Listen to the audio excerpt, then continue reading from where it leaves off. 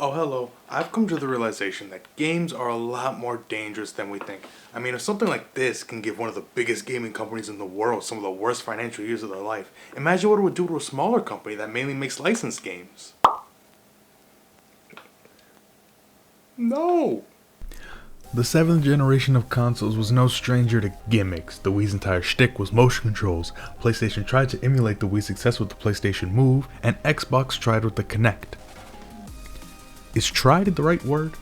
Nintendo had managed to hit a massive honeypot with the Wii. It had mass appeal that I don't think we'll ever see again. My grandparents had a Wii, and even a few games that I didn't own. So naturally, with the massive success of the Wii's gimmick of motion controls, many would try their hand at copying the same success, but none would get it exactly right. That's where THQ comes in, a company mainly known for licensed and wrestling games, the two genres. They wanted to capture the same success the Wii had, so in 2010 they announced the UDraw Game Tablet as well as two other Wii games for release in November of that year. The tablet itself uses power from the Wii Remote's battery. You plug it in and leave it in the spot for it, meaning you don't need to bust out more AA's for this thing. This also allows the UDraw to take advantage of the Wii Remote's motion controls. It has a pen that's stored in the back or in this hole that's not snug in the slightest. The pen also has two buttons on it that act as the C and Z buttons. This thing isn't all that badly designed, it could be much worse, but it's not very left-hand friendly, and there's no hole for the Wii Remote's IR pointer, so to navigate the home menu you have to remove the Wii Remote and then put it back in. Another issue is the price point, $69.99 for this and the pack-in game UDraw Studio. That's a little steep, especially since the game itself is really just art software. It's not unreasonable, but with this being $70, and the two other launch games being $30 each, I see a lot of parents not really wanting to buy this for their kids over something cheaper. Don't underestimate this thing though. It still managed to kill a company. Hell, buying the tablet and every game that was released for it was cheaper than buying this thing at launch, so it probably wasn't as successful as THQ was hoping. So what better place to start doing an autopsy than the beginning? UDraw Studio was bundled in with the tablet, which you would know if you were listening. They threw this in the package because if you're gonna shell out money for this, then you need to put something of value in the package to sweeten the deal. So why didn't they? UDraw Studio is an art application, but not a good one. Sure, it has a bunch of backgrounds and a coloring book, but for actually making art, I don't think Wacom is shaking in their boots. Firstly, there's no options on the main screen. No, those are all in this sub-menu that can be tedious to navigate when all I want to do is change the damn color. Why isn't there at least a color selection on the drawing screen? You can't even draw on the preview screen with all of the options, so if you want to change the thickness but realize you overshot, you need to go back into the options menu and change it. The tablet itself works well enough as a drawing tablet, you can make art with it. But it's not really precise enough for things like the coloring book. The only real option would be to use the paint bucket, which kind of defeats the purpose of a coloring book. This works, but I don't think it'll spark any artistic passion in any kid that doesn't have it already. The next launch title is Pictionary, a game you could technically already play in UDraw Studio. You just need prompts, which you can write on paper. Sure, that's a lot of work, but this game retailed for 30 bones at launch. Is it really worth it when you can just play it in UDraw Studio instead? This is based on the board game, so it's not as simple as normal Pictionary, but it's still just up to 4 teams drawing prompts trying to guess what their team is drawing.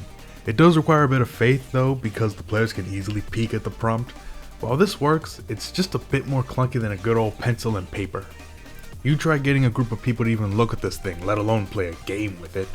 The third and final launch title is Dude's Big Adventure, and immediately when opening the game we see that the dude on the cover is not represented in the game. Instead, we're given 3 blank dudes that we can draw on and customize. Arby's. You can also customize the enemies, but drawing in this game just sucks. When trying to do anything other than basic coloring, the pen has a tendency to skip if you move too fast or too slow. It took serious effort just to write Arby's on dude's forehead, be grateful.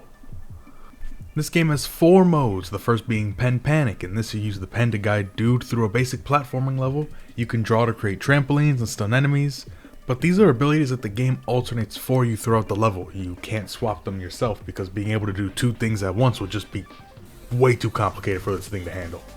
The movement and even jumping is all based on where the pen is relative to dude, which makes it just annoying to try to play, especially when you need to run and jump.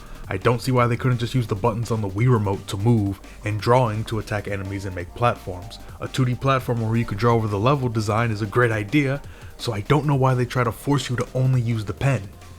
The next mode is Roly Poly, and would you believe me if I said it was good? You shouldn't. This is the best mode in the game by a long shot. You tilt the tablet to move the ball, press A to jump through the levels. It's nothing special, but it's the most fun I've had in this game, which is funny because it's the only mode that could be accomplished with just the Wii remote on its side. Technically all of these could be done with just the Wii remote's pointer replacing the pen, but I'll say that the pen is a bit more precise, so if I had to play something like Pen Panic, I'd ask for a gun. Bubble Trouble has you swipe the pen to move the bubble, but I can never really tell how hard I'm trying to swipe it, which is important since you die if you touch anything. Lastly, Fan Frenzy has you use the pen as a fan to blow dude around. That's all there is to say on it. I can't believe I'm saying this, but this game was kind of disappointing. Maybe it's my fault for having expectations for Dude's Big Adventure, but I thought a 2D platformer with a drawing gimmick would at least be a poorly executed good idea. This is just an executed idea. Nothing more, nothing less. And those are the launch titles for the UDraw Game Tablet. A pretty pathetic lineup. All of this retailed for $130 and all you got was clunky drawing software, Pictionary, and a clunky 2D platformer, which wouldn't be a big deal except the tablet and all of these games were released in November of 2010, and there wouldn't be any other game that supported this thing until April of 2011. 5 months with no reason to buy this thing until April, where one game was released. That game was SpongeBob SquigglePants, the only game to my knowledge to ever be re-released on something other than the UDraw. Yep, this got a 3DS release because let's be real, most of what this tablet does for games could be accomplished with a touchscreen. It's a bit surprising that this got re-released elsewhere, but being the most valuable UDraw game doesn't exactly inspire a lot of hope in me. But this does. What do you mean WayForward developed this game? In this game, Patchy the Pirate takes you to his SpongeBob art gallery where you play mini games to unlock more modes. Yep, this is a SpongeBob WarioWare clone for the UDraw developed by WayForward. Big-O! Each set of nano games has its own art style, and this game uses basically every function on the UDraw in a unique way. The motion controls, the pen to flick, draw, tap. This is a seriously good game, and the tablet doesn't feel like a gimmick here.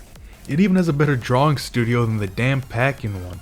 Sure, most of the features are still in sub-menus, but they're all on screen to the side and have shortcuts that correspond to the Wii remote. I wasn't expecting any of these games to be anything but one-offs, games I'd only ever play again for the sake of talking about them. But I beat this one, and kept playing it after that. I can actually recommend this game, but probably buy the 3DS version so you can avoid the shame of owning one of these. I own two, so I'm just too far gone. Well, if that was genuinely good, I wonder what the next game will be. Kung Fu Panda 2 Baby Po! Baby Po! This game confuses me. Naturally, I started with the Baby Po mode, where you can interact with Baby Po. Moving on. The art mode in this game sucks. You're supposed to be able to color, but all of the pen sizes are too big. You just have to use the paint bucket. Behold my masterpiece. Black. The main game is a beat 'em up because a 30-hour RPG just didn't fit. You use the pen to move, swipe to attack, and the game forgot to tell me how to use whatever this is up here. This is one of the most mindless games I've ever played. You have a dodge and jump, but you never need them. You just swipe mindlessly on the tablet and watch Poe do all of the work. Why would a parent buy this for their kid over a Kung Fu Panda game that doesn't require the UDraw, like Kung Fu Panda 2? So yeah, this game has standard PS3 and Xbox 360 releases that don't use the UDraw tablet, meaning that this is just a worse version of the HD game, which the Wii is no stranger to, but at least the Wii versions would normally do something unique. This is just the exact same game, but worse. I can't imagine why they made this a UDraw game. It was never going to work. Now Penguins of Madagascar, that's just begging to be a UDraw game. Penguins of Madagascar, Dr. Blowhole returns again. Oh, what happens in this game? Dr. Blowhole returns. Again. This game is a 3D puzzle platformer. You use the pen to move and use each of the penguin's special abilities. It's decently fun, something I could see myself playing again. But again, this would have been so much better with just traditional controls. Hell, this game has button shortcuts for the special abilities. But no, the UDraw tablet is required when it could have just been something used for the coloring pages.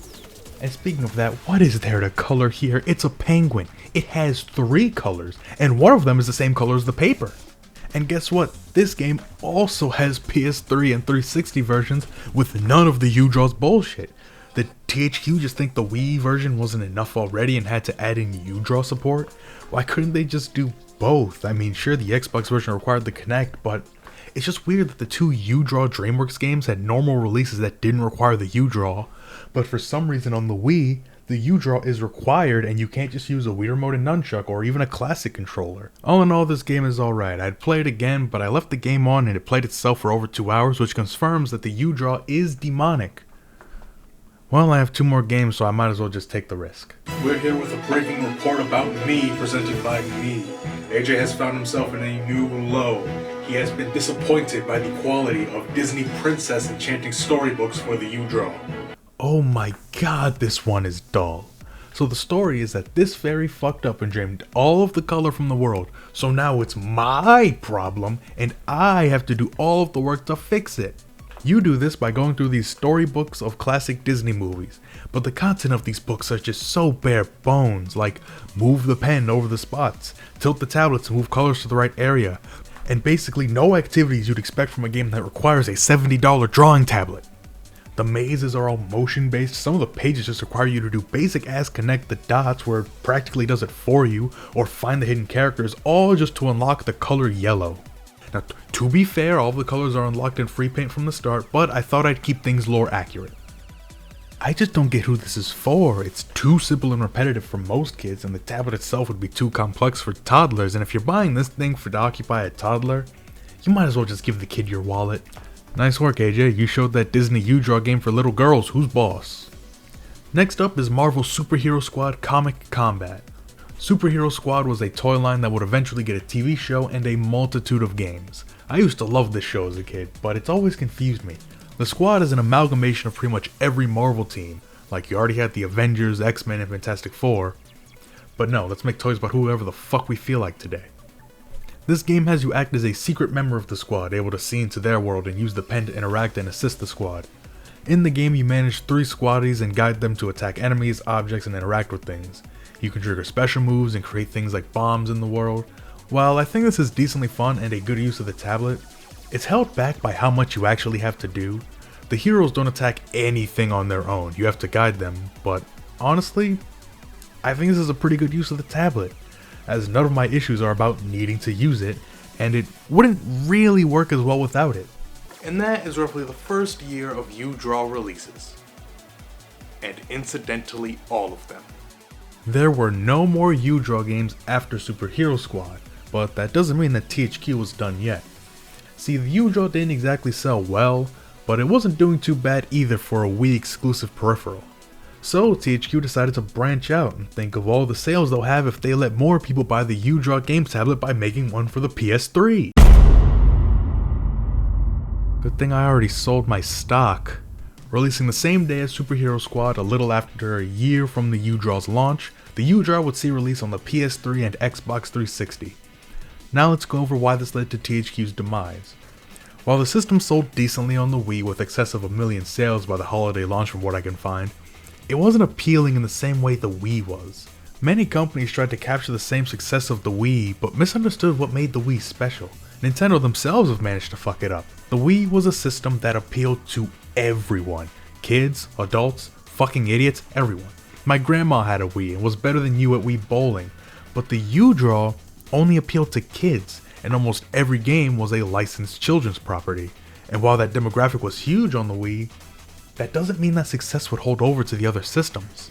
The kinds of people who would buy the UDraw are not the kinds of people who bought PlayStations. And if they were, then they likely also had a Wii and bought the UDraw already. And as far as I can tell, this thing was doomed to fail anyway, because despite launching in November of 2011, the only other planned game I can find for the UDraw was set to launch in March of 2012, but never came out.